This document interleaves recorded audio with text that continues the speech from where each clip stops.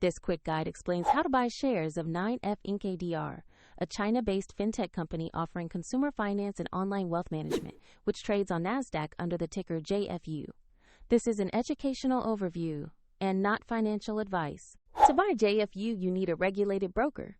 I'll use eToro as an example to demonstrate the steps. After signing up, you will need to verify your account with an ID and add funds before you can place an order. Use the platform search box and enter the ticker JFU to find 9F Inc-ADR. Select the matching NASDAQ listing to open the stock page. On the asset page, you will see basic company information and a price chart to track recent movement.